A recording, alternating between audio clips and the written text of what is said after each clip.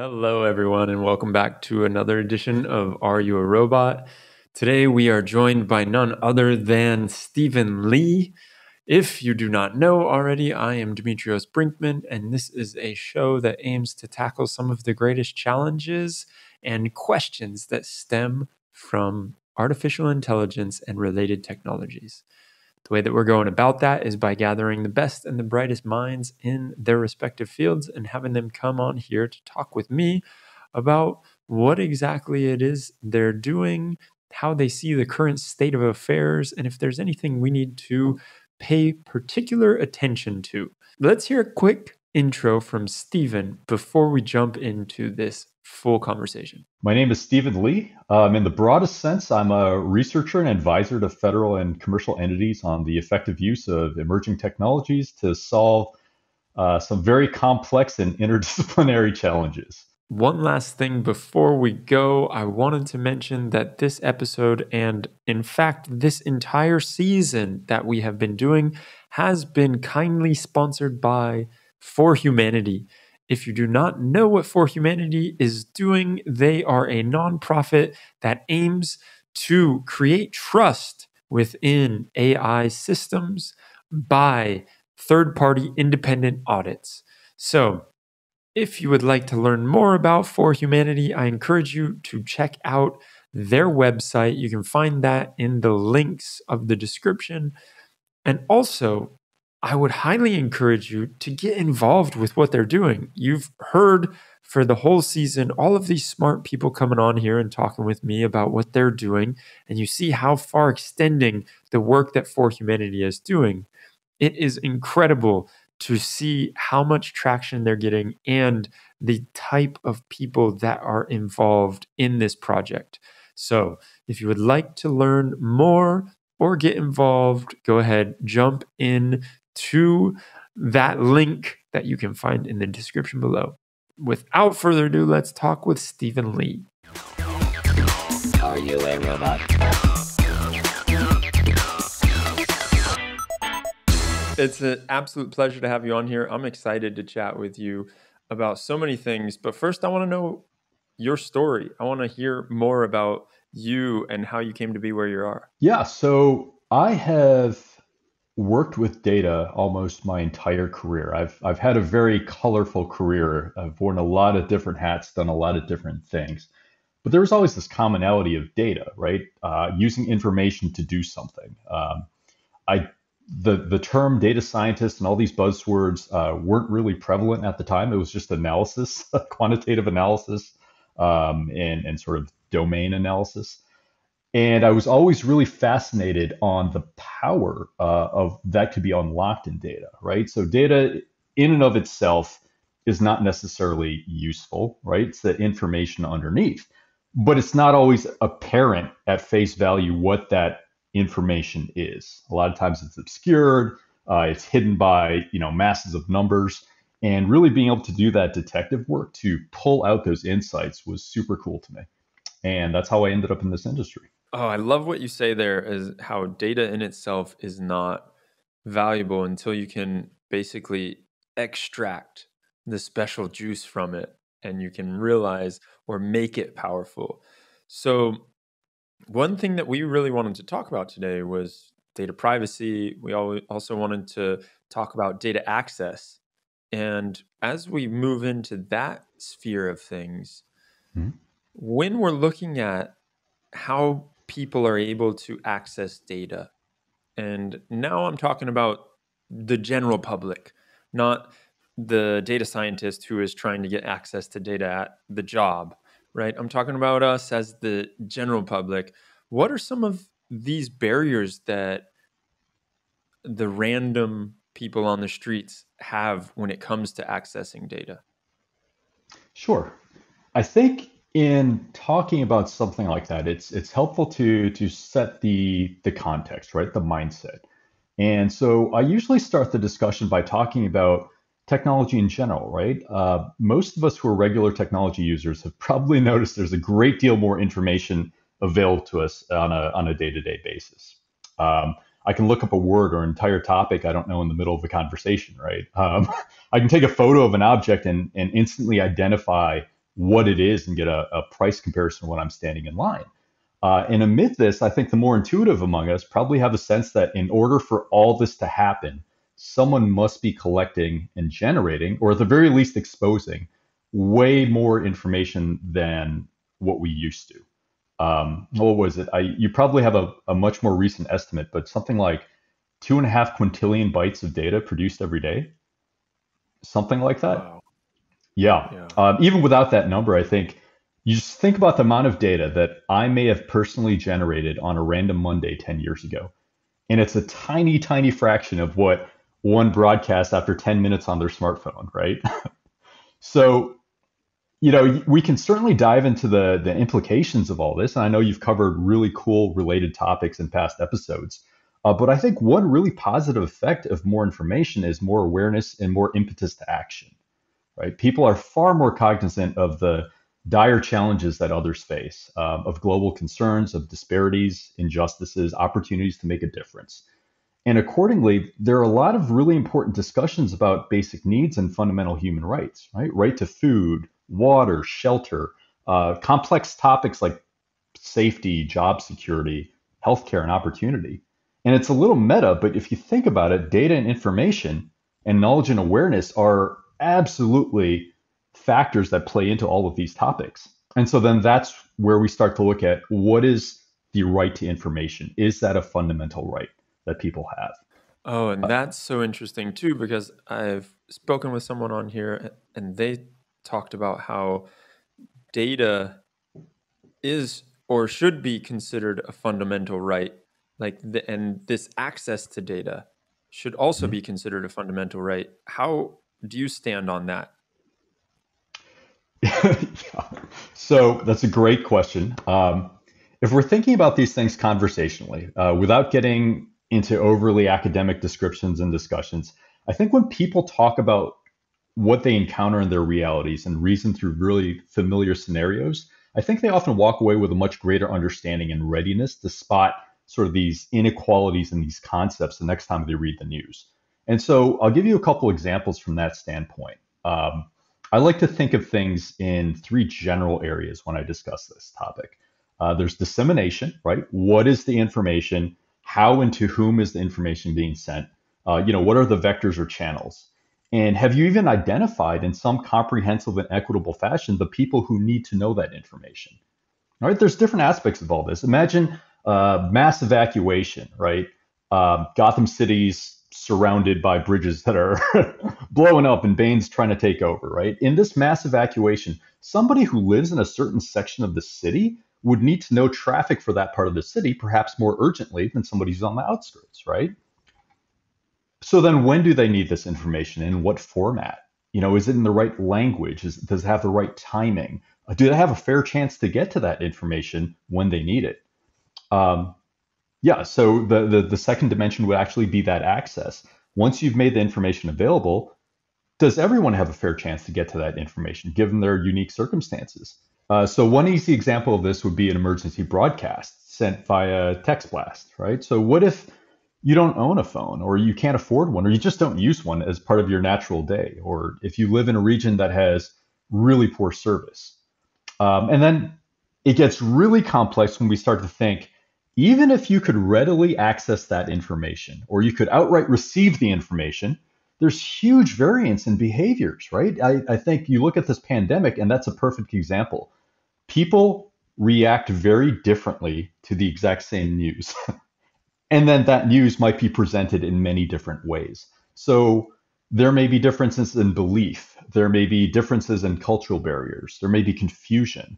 The specific way in which you receive information might cause you to behave differently or accept that information differently than another channel, right? So if you, a very trusted friend, were to tell me something, I'm naturally probably a little bit more, as long as you're in good state of mind and you're a reliable friend, right? I might be more prone to believe you than if a stranger just screams something at me from across the street. So if you think about that and abstract that, you start to realize that consumption is a big portion too. And what is my background for being able to understand that information? Am I an epidemiologist? Because if I am, my baseline level of knowledge on that topic might cause me to more readily understand what the CDC is trying to say and all those nuances. Different exposures to context and experience. Someone who works in an ER, somebody who has a family member who is hospitalized, might be more receptive. Um, and the counter side of that is vulnerability to misinformation. The lack of resources to discern and overturn that bad information plays part in sort of this consumption. Oh man, you said so much good stuff there. So I want to pick I can a break few that up. different pieces Yeah. apart because it was like you were able to throw at me so many great parts that I don't want to skip over. And so first off, I'll tell you a story about when I was last in Greece a few months Mhm. ago, and I was in the northern part of Corfu, and I was at this concert, and it was one of those concerts where you are supposed to be very quiet, right? And it's not one of those dance party concerts as you would think in Greece, but it was one of those concerts, everybody's there meditating and closing their eyes and being spiritual. And out of nowhere, all of the phones erupt because Greece had sent out, and more specifically, I think Corfu, the island, had sent out one of those texts that you're talking about. Yeah. But the thing about it is, and you make this point so brilliantly, and that's why I wanted to tell the story, is that it was all in Greek. And then it was in English afterwards. But I was with people that don't speak either of those languages. And so Mhm. for them to get this emergency text that's in Greek or English, they just look at it and go like, I don't know. And I could translate it from English to them to tell them what it was. But if I wasn't around, then what are they going to be able to do? Right. Yeah. It did say there's another funny part to this story, but I don't know if we really need to get into it. But it was basically about fires and the fire danger, right? And Yeah. so to be careful with fire and all of that. And so that was that first piece that you were talking about. And I thought that is so crucial. Like, what is the information we're getting to people? Who needs to get that information? How are we making sure that everyone who gets that information is able to understand and digest and really take this information in? I think the default mode is just to send it to the phone because it's like everybody has a phone. But that brings me to the next point that I wanted to talk about, which is something that Charles, our most recurring guest, I was going to say our favorite guest, but I don't know if he gets that title. Our most recurring guest, Charles Radcliffe, always talks about this. Mhm. And it is really his main thing because he loves old technology. And Mhm. for him, he like is adamantly against the idea of a vaccine passport that is digital Mhm. because it's like, well, what if I want it on my old iPhone 4 and it runs the iOS whatever version that had If it's the even vaccine running, right? passport? Yeah, exactly. Vaccine passports don't go on that, but I don't have Right. a smartphone that I use. I use a dumb phone. And there's a lot of people that have gone in that direction, right? That Mhm. don't like to use smartphones because of whatever reasons that they have. And Charles is one of those people. And so that's the other thing that you were talking about. Like, there's many people that maybe they just don't want to use smartphones or they can't use smartphones. They don't have service for smartphone or they just don't have service in general. Cause I guess it doesn't have to be a smartphone. It can be SMS text. And so if you have a dumb phone in that case, it would work. But there is this idea of really thinking it through. And then that third piece that you were talking about, and really like the accessibility on this, and making sure that um, people have this access. I think the last thing I wanted to say, because I've been ranting for a little bit, and you came on here to talk to me, so I'll let you speak in a minute. But the interesting part about this is the accessibility that I was speaking about was more about like accessing all of the data that is on the internets out in the world that is about us and Mhm. our access to that data. Hmm. And so that was, I think, where I was coming from when I was talking about, is it a right to be able to access all of the data that any company or app that we've interacted with has on us? That third thing is probably a week-long topic. Um, I love that topic, by the way. So I will, for the sake of organization, I'll go one at a time. So let me refresh my thoughts. So I love the example that you just gave on the text messages at the concert, because not only are you illustrating, one aspect which is language, right? Language may be a definite barrier to being able to really fairly consume the information. And if we don't think about that when we broadcast, have we done a disservice to those populations we're trying to reach? Um, but also think about context, right? So if I'm sitting at a concert with a bunch of friends, am I really going to look at my phone when it beeps? It may be true for some people, but let's say the concert was like in process and everyone's jumping around and music's loud. Am I really going to look at my phone and catch that emergency broadcast? Considering things like that, right? Considering who the person is you're trying to reach, what the context is, what the situation is, and really making sure that we are thinking through how to get that information to you based on the criticality of that information is a thing, right? So if I really did have to think about a critical broadcast and I knew that a population was there at the concert, I would follow up the text with maybe a louder public announcement or put something on the big screen, or there's any number of ways to do this. But the point is, has someone really thought through? Now that specific text may not have had to reach you very urgently. But if it did, you'll notice there's a reason we have those big sirens, those big tornado alarms in my area, where no matter what I'm doing, that is something that'll catch my attention. So then I can move on to the next sort of vector of information. I can figure out what's going on. I might turn on the TV, check my phone, or something. But now I've been given another indicator. I've been given another alert. I love that term dumb phone because I've said that myself too, and usually self-deprecatingly, because it was actually quite some time before I got my first smartphone. I resisted. Um, but that said, you're absolutely right. Not if we don't plan for multiple different types of vectors of communication, we can't just assume that everybody has a smartphone, especially if we're talking on a global scale. If broadcasting a global pandemic, broadcasting guidance for a global pandemic involves reaching as much of the populace as possible, smartphones are not the vector. Because I'm pretty sure if you did an actual population study on how much of the world's populace has and regularly accesses their smartphone and regularly consumes information and news from their smartphone, that would probably be a smaller number than most of us are expecting. So again, another consideration when you are thinking about something like data access, and certainly starting from dissemination all the way down to consumption. Me as an individual, I will consume information off my phone with a healthy dose of skepticism, but it's not the only place I'm going to go look. Then you're thinking about time, right? Do I actually have the time and the follow through to go on and get more information? So if you've sent me just this little snapshot of information, enough to get my interest in a head nod, right? But I don't really get the full gravity of it.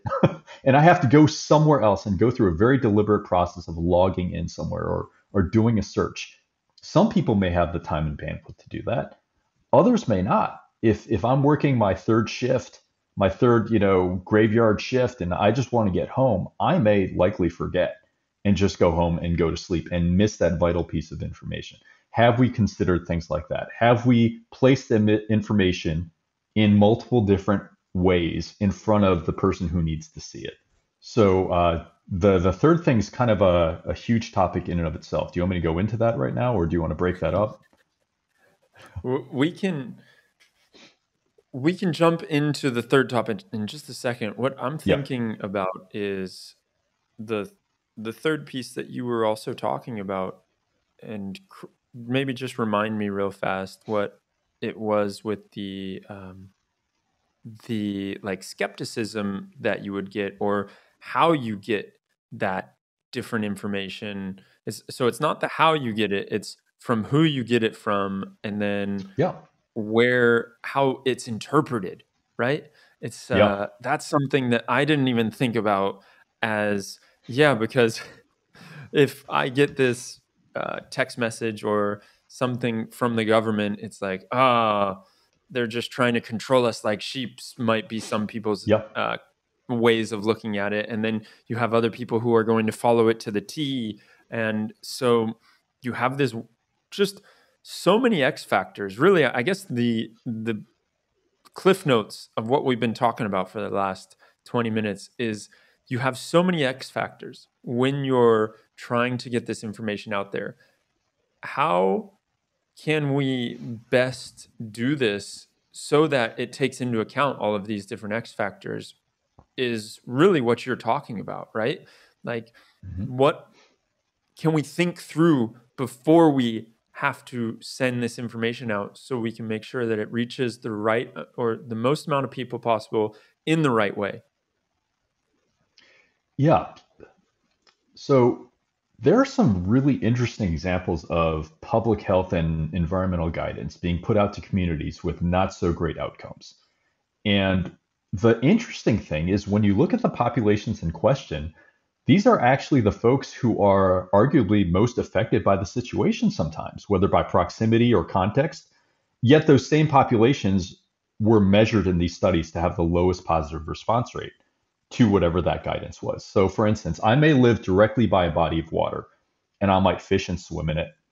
And the city might publish some very specific alerts on the dangers of using that water. So, now how does that information reach me? So, consider that not only do I and my neighbors not abide by any of that, but we may actually engage in behaviors that make the dangers worse. And so you really want to think about why is that? And that could be a number of things, right? A survey might reveal that the community has a high population with a primary language other than English, like you said, and that most information is disseminated via more traditional means. Maybe I don't trust what comes on the news, but I trust what comes from my pastor or the community center or town hall or my neighbors or my neighborhood association. Maybe receiving data from there causes me to act on that a little bit more. Now, what happens then if there's a large element of necessity? That might provide a really strong resistance, right? If there's some food or economic security of my community with a heavy reliance on fishing these waters, then as a populace, as a community, there may be resistance. So, where if you had isolated me in any other situation, you had told me these things, I might be more prone to believing or lending credence to that. If I, as a community, know that, look, we need these waters and I'm willing to take that risk, or I'm more willing to disregard this guidance regarding those waters because I don't like the alternative, that may lend itself into the epicenter of resistance to information, which would then propagate through neighbor to neighbor, friend to friend, right? And maybe a neighboring community that has nothing to do with the water gets that information and then out of context also picks up that resistance, right? So resistance might propagate through a populace. And I think you see that happening in any number of current events. Yeah, I was just going to say that it feels a lot like what's going on with the pandemic and how Mm-hmm. many different narratives there are and how many different ways it's being looked at, or you see certain groups wanting to be opposed to certain pieces of the pandemic, whether it's wearing a mask or getting vaccinated or whatever it may be. And so in these cases, I guess it's very simple because it's theory and we're just talking theoretically about how to look at this. But I was thinking, if you know that a certain community, or I guess a higher level than that, is how can you best get the information to these communities? You have to go in there and be with the community, right? To see how they are. and to see what the best ways of getting them information would be, whether that's through the pastor or through an elder in the community, whatever it is that is going to render the greatest value and effects. But what I'm wondering is, since there are so many communities, I mean, even within the US, you have so many different communities. How can you, as a government operation that's trying to get this information out, do that in a way that effectively is able to capture all of this different, like the best practices for each community? You're absolutely right that it's a very complex and multi-layered problem. There are many, many, many diverse stakeholders, um, very many different behavioral patterns, but it all comes down to us realizing, recognizing, and accepting that this is an important issue and being willing to do something about it. Because if you think about it, yes, it's very different in that people have different informational needs, they have different contexts, they have different willingness to accept certain types of information, different social networks, different realities. But that's no less the case in when it comes to defining labor policy, when it comes to defining dispersal of healthcare dollars, when it comes to defining socioeconomic realities, or when if you're a mayor of a city and you really need to take note of a very diverse group of constituents and people and citizens who are reliant on you for your decisions, you're still making those types of evaluations, right? You're still making those types of very large and impactful decisions across a very diverse populace. I think the point is, when do we commit to doing that due diligence, right? And the argument I would make there is, we need to make sure that information reaches people in a fair manner, that it's timely, that it's evenly dispersed, that we're not creating some exploitable or dangerous or even completely unintended, but still harmful asymmetry. Why? Because we need to consider these things and the larger impact, right? If I lack fair understanding of a problem or an understanding of my ability to actually affect an outcome, and I'm not provided reasonable access to the means and resources to create change, that creates an enormous disadvantage. And as the pandemic demonstrates, there are repercussions that extend beyond just my own welfare to the welfare of the community, because now my lack of awareness and our collective lack of awareness and understanding expands the radius of risk for everybody. As our policymakers, our leaders, our public health officials, our teachers, as everybody starts to understand the power and the importance of how information is disseminated and how it propagates through a populace, more policies can be made to sort of protect an individual's right to access that data, which is important. So, as you're explaining this, the main thing that I'm thinking about is how Mhm. fragile that model is right now, and Yep. how we've been seeing it taken advantage of for the past year, right? Yep. And it really, there's something that you said earlier that stood out to me, which was the ones that tend to be a little skeptical of the information that is coming out are the ones that need the information the most. Oftentimes, yes, And that is very true.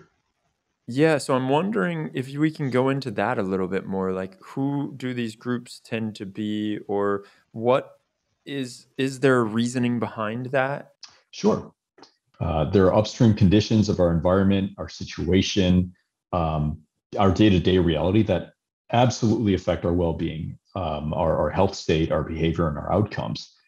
And these things also may manifest as a resistance to information, even within a very specific subpopulation of people. Researchers will see variance tied to income, background, occupation, conditions of life and lifestyle, with stopping smoking, for instance, or never starting smoking, or you know, uh, substance abuse, heavy consumption of unhealthy foods, of fast foods or whatnot. And you'll find that there are a lot of factors that may play a part in this. One of which is not just the information that's available to you about an unhealthy or less healthy activity, but your willingness to actually listen to that information. Your willingness to believe that information enough and to ascribe enough importance to that information that you're willing to make a lifestyle change. That said, certainly a lack of information across a populace would exacerbate the effects of something like disinformation, whether that comes via bad advice from a friend, intentional marketing from a given industry. If the ratio of good to bad information is high, there are some very obvious issues. One of these is, a lack of awareness and understanding of information at large could greatly increase a population's vulnerability to bad information, which in turn might lead to increased acceptance.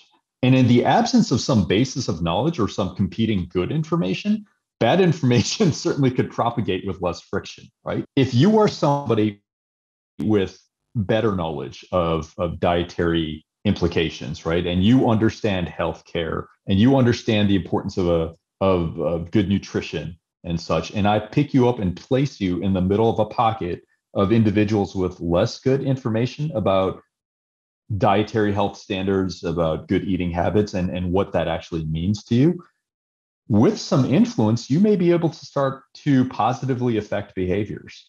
I think that's pretty intuitive. Now, how that happens is very complex, right, and very varied. But I think the point is that if you don't exist and all you have there is bad information, what's the catalyst for that change, right? So is it not, to some extent, a responsibility of the larger community or of society or whomever to try to get that good information into those pockets where maybe good information is less prevalent, right? To compete a little bit with that bad information. And that information, though, I imagine is going to get resisted when it gets into these different pockets. How can we counter that? This is highly dependent on context, but there's definitely exposure to less good information, less founded, less verified, less objective, arguably less responsible information that might penetrate a subpopulation more readily than another. Being able to understand what allows that is a similarly important exercise to our previous example of the concert, right? Has someone taken the time to identify this pocket of the population as needing a certain packet of information? Have they identified why this population might be resisting that information? Have they identified other vectors, other ways to facilitate communication? Have they actually put in a little bit of time and thought into this the way you might think about any other type of policy? We have socioeconomic policies, we have health policies, we have education policies that affect a very wide and diverse populace with wide and diverse beliefs and needs.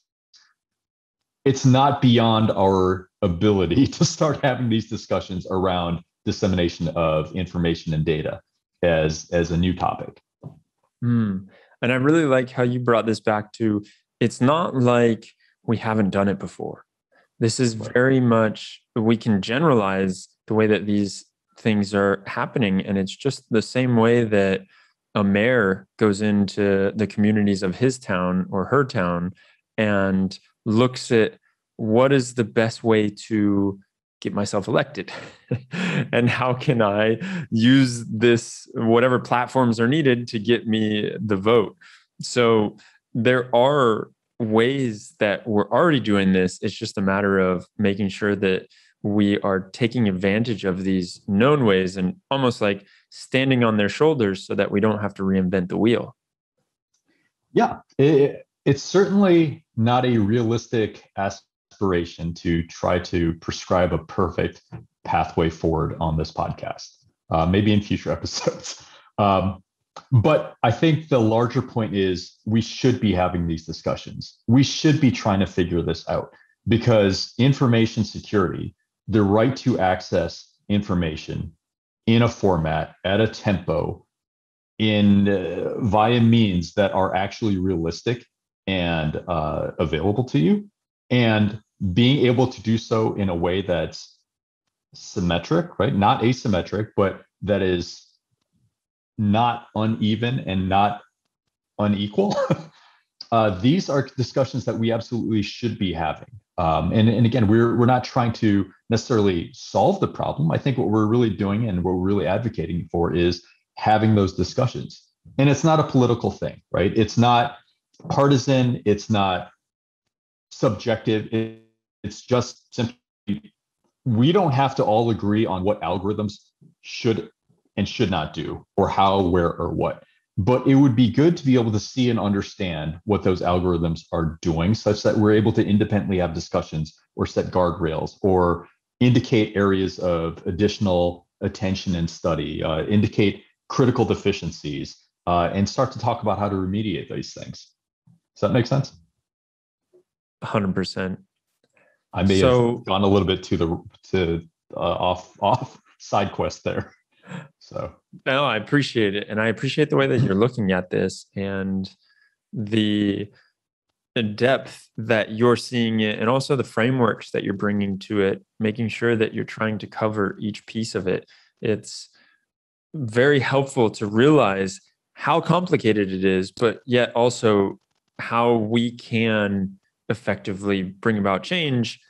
And then, like you said, maybe it's not that we have the exact plan right now, but we need to be talking about this kind of stuff, because this is not something that's just going to magically heal.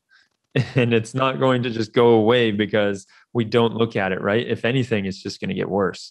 And which is kind of what I feel like has been happening over the past decade, that we've started to have more and more data and information and ways of getting information. And so it's like we're using standard ways of disseminating this information, especially like these alerts on the phones, and we're not really thinking through other ways that may be more useful.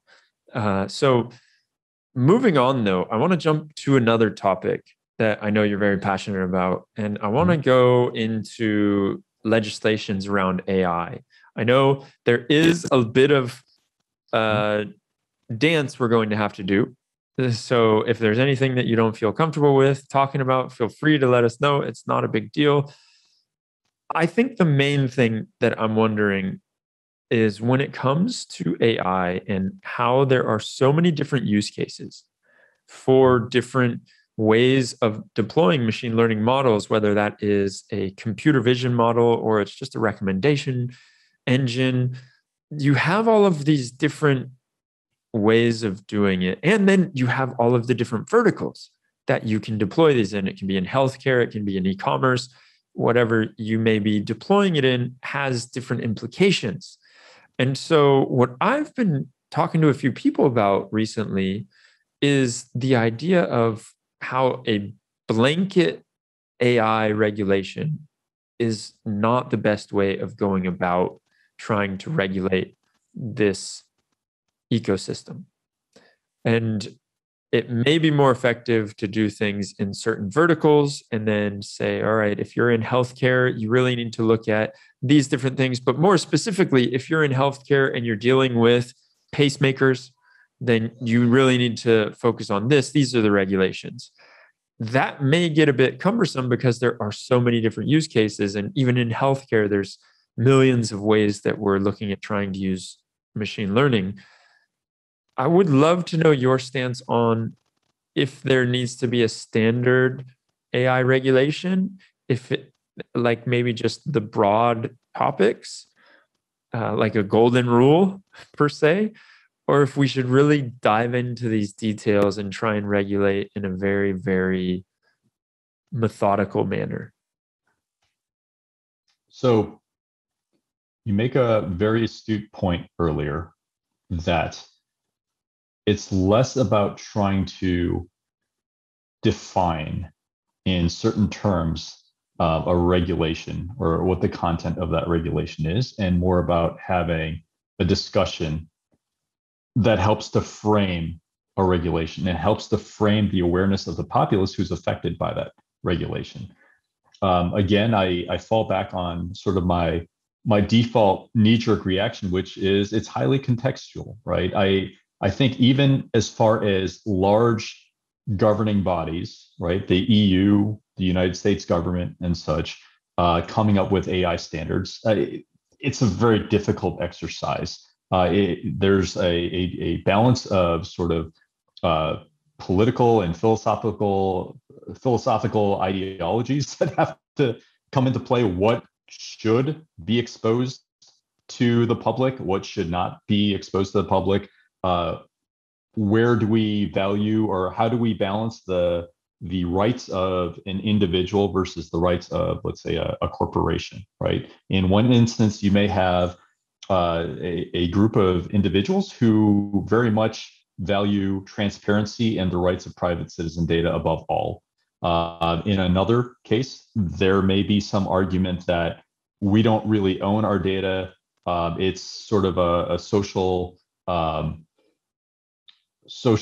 responsibility of ours to provide our data for the good of the larger populace. You know, someone might make that argument. And it's really, really hard to attempt to level some sort of blanket policy that would go over every government that uses data, right? So, you know, there's a component of not wanting to be exploited, right? And as we have all these different technologies that run off of our data and spit out products that very well may have huge impacts on our lives, whether the price we pay at a pump or the price I pay for healthcare or some policy that's 5 years from now going to pop up because of some statistical study that I participated in. I need to know things like that if I'm going to make informed decisions and hold my leadership accountable. So, like we chatted about earlier, we generate a lot of information, whether intentional or not. The difference is that some of us do so knowingly, and to some extent, we acknowledge and we accept those risks in return for the service being provided. For instance, some of us get a large amount of value from social media, such that you may not mind being profiled and your data being harvested, right? That may be an adult decision that you are making knowingly.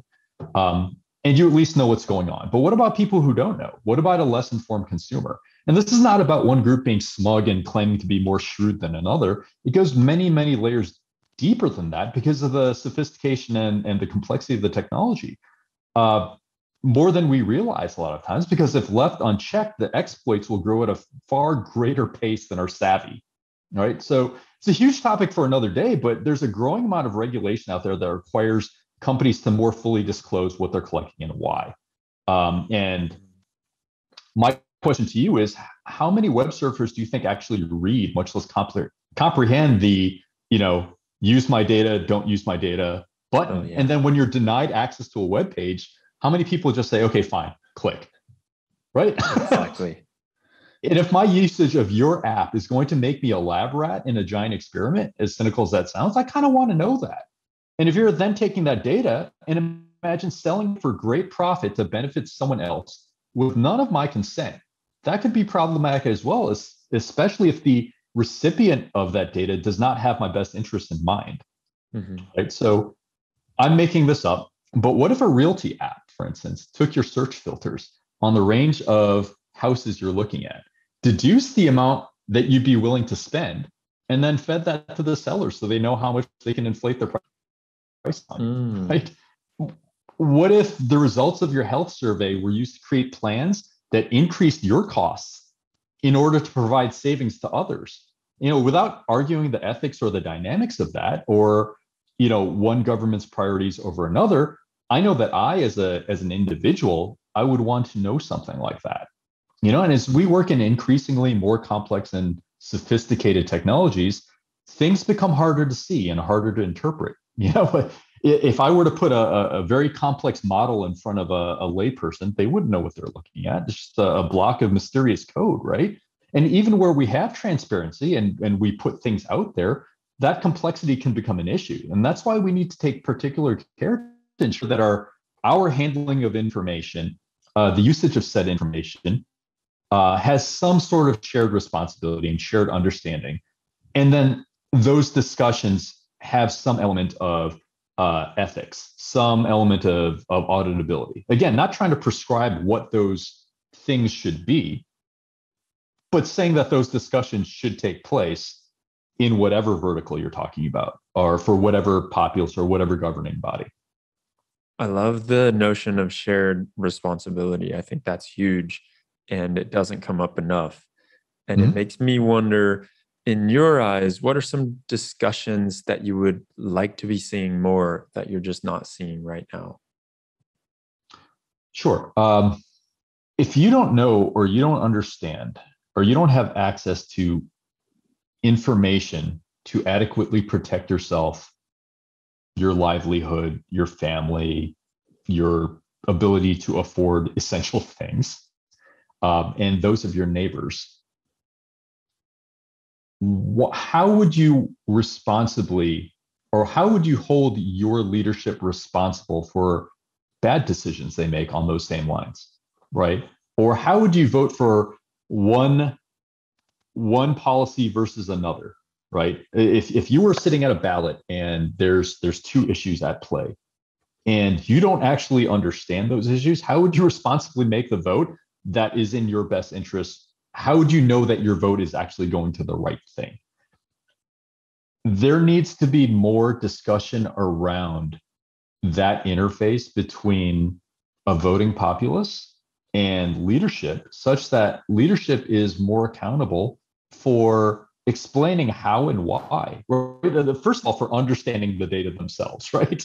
But also being able to explain how and why data is being used at any given in any given way, shape, or form in a language that's accessible to the consumer, right? So I don't want to see legalese. I want to see more discussion about this is important. This is how you're effective. These are the two ways we propose of going about things. And how do your values align with proposal A or proposal B, right? Sometimes it's just simplification, which I know is a challenging ask in most political systems. But I think if we adequately hold our policymakers, corporations, and ourselves accountable for ensuring that we promote and preserve a fair right to knowledge in general, some of these conversations will naturally lend themselves to better ideation, right? More productive sort of forays into what your values and your perspectives are as a stakeholder versus mine, right? As we start to understand these discussions, I'm not saying it'll ever get easy, but it'll certainly be easier than it is now. So earlier you mentioned audits, and I was talking to Ryan, who we both know, and I asked him, is there anything you want me to ask Stephen when he comes on? And he said, ask him about audits in the context of the US federal legislation and enforcement. Sure. Tricky. So without going to the specifics of legislation and policy and values and sort of the plethora of opinions out there, let's take an example of two different sets of stakeholders and how they view consumer information, right? On the one hand, you have a group of people who really place the ultimate emphasis on privacy rights and individual private ownership of the data that I, as an individual, generate, right? So you've got one party out there advocating for me in that sense. Let's say you have another party advocating out there and saying, it's still to the benefit of this person, me, if we just allow for responsible usage of that information. So we're not going to say, hey, look, you own this. To some extent, by using the service, let's say they argue that I've given up a certain amount of rights to that data, right? By appearing in public, I've given out a certain amount of anonymity, right? Let's say they make that argument, and their argument is that that same data allows for these services to be better tuned to my needs. So ultimately, I benefit in a different way, right? I don't know that you're ever going to get the two to agree necessarily, because you've got very different value systems, right? But do you have to make them agree? Or is this more a matter of being able to look at the systems? And in Ryan's case, I believe he's asking specifically about analytics, right? So where you've got these algorithms, you've got these machines, you've got these constructs helping to inform decisions or coming up with recommendations. And do we really know whose values are captured in those recommendations? Without actually deciding group A or group B, I think it's much easier for us to at least say, well, let's set up so that an independent party can go in and preserving all corporate privacy, preserving all individual privacy, the same way as you might audit accounting books, right? Let's have an independent party be able to audit these systems, to be able to at least understand and better classify them and what they're doing so that we can make these decisions. That, I think, benefits everybody, right? So it doesn't really matter if you fall in this camp or that camp. It allows us to better assess the technologies we are employing and line them up with our individual perspectives and value systems. Does that make sense? It makes total sense. And the idea how we were talking about just basic information, right? Like to get out to the public is difficult. We have to be very aware of how we are disseminating that information, like warnings or whatnot. And then if you had an audit or something that was being used and there were people or we wanted the masses to know about it and we wanted it to be understood better. Sorry, when I say audit, I think that's probably where it confused you. If we had something that was audited, like an algorithm, and then we wanted to show the results of that to the masses, because in this hypothetical situation, they are interested in that. And so making sure that we get it to people in the right level of understanding and abstraction for them. Again, it's like what I'm realizing from this conversation is just how complicated something that I have taken for granted actually is. And what I've taken for granted is this idea that you tell someone something and then they will understand it. But what I now know from talking to you is it is not like that at all. And there are so many different factors that we need to keep in our mind, and as to how we tell someone, when we tell them, the context we tell them in, who is telling them, the amount of trust that they have in the source of this information. So I find that fascinating. I know we have to wrap up. It's getting really late. You've been very generous with your time. I appreciate it so much. I have one last question for you, Stephen. Are you a robot? I, to my knowledge, am not. And I've tried multiple times to verify. But at the risk of getting highly philosophical, I would say no, I am not a robot. Not in the definition, not in this definition. Yeah. There we go. There's a little R2D2. Awesome, man. Well, thank you so much for coming on here and explaining all this to me. I really appreciate you spending the time, and I hope to chat with you again about all of this and even more. Thank you. I appreciate you having me on.